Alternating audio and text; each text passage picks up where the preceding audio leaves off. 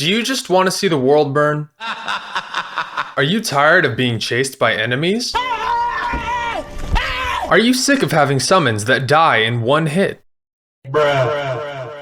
If you answered yes to any of the following questions, stick around because I'm going to tell you everything you need to know about the newest class in World Zero. But before I do that, please be sure to like and subscribe, and check out my Discord where I'm hosting a giveaway for a golden unicorn mount. The winner will be drawn on August 10th. The Hunter class is the mastery class for Spirit Archer. To unlock it, you need to defeat 200 bosses that are level 100 or higher. The fastest way to accomplish this is to do 1-1 on Nightmare, 3-2 on Nightmare, and when not doing these, to do regular 9-2. With the semi-perfect bow, defeating all the high-level bosses you need should only take about 7 to 8 hours. If you're considering unlocking it, I would suggest that you do a little bit each day instead of doing all 8 hours at once. On to the abilities. Hunter's primary fire is similar to Spirit Archer's. It does 0.65 times damage, and the player can only walk while using it. The next ability is the Fire Arrow. Its direct hit does 2 times damage, and its AoE does 0.75 times damage for 4 hits. It also does burn damage to everything within the radius. This burn damage is equivalent to 27% of the main target's health and 18% of AoE health. When using Fire Arrow, it stops movement briefly, and has a cooldown of 8 seconds. The next ability is Venom Trap.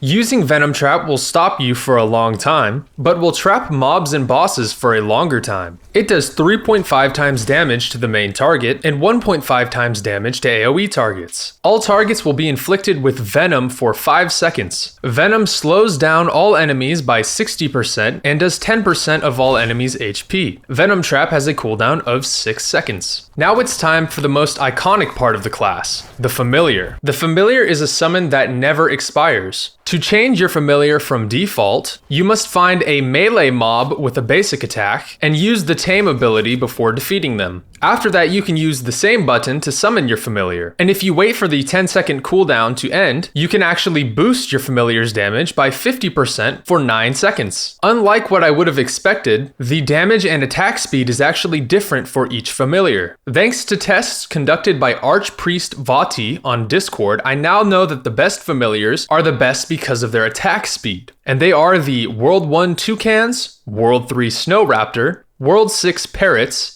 and the World 9 Forest Raptor. On to the ultimate. The ultimate does 6.5 times impact damage, then 1.5 times wave damage for 9 waves afterwards. Each wave gives 10% health back to you and your Familiar, meaning you can fully heal yourself and Familiar with this ult. Using ult does stop the player for a while, however it is possible to dodge during the animation. And finally, for the most important ability of them all.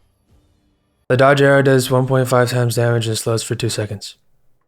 Gameplay tips. For the first tip, you want to keep your Familiar boosted. The Familiar is responsible for a large portion of the Hunter's DPS. And if you spam your boost, you can keep your Familiar boosted 90% of the time. Tip number 2. When I first used the Venom Trap, I thought it sucked. Now I realize that I was thinking about it wrong. If you use the Venom Trap on high health enemies, like bosses, it will hold them in place so that you can do lots of damage to them with the Fire Arrow and Familiar. Here are my thoughts on the class. So far, the biggest thing holding this class back from being better is that the Familiar is kind of buggy. It gets stuck pretty often in dungeons and has to be recalled every infinite tower floor. As it is now, Hunter is an amazing class. In most situations, it's as good as Mage of Shadows. In some situations, it's better than Mage of Shadows. The situations when it really shines are when it's used for boss raids and towers. In these two situations, the Familiar is able to deal most of its potential damage, meaning that this class can do more single target DPS than Mage of Shadows. For anyone who watched my recent class comparison video, this may seem like I'm contradicting what I covered in that video, but I still think Mage of Shadows is the best class because of its ability to clear nightmare dungeons quickly and reliably. The Hunter is only better than Mage of Shadows at killing tanky enemies, which is a less useful niche when it comes to clearing nightmare dungeons and grinding gear. On to the big question, is it worth it to grind out the class yourself? If you're a new player looking for a good class to build long term, I still recommend primarily building Mage of Shadows. If you already have Mage of Shadows and are looking for a class that will help you do boss raids and infinite tower,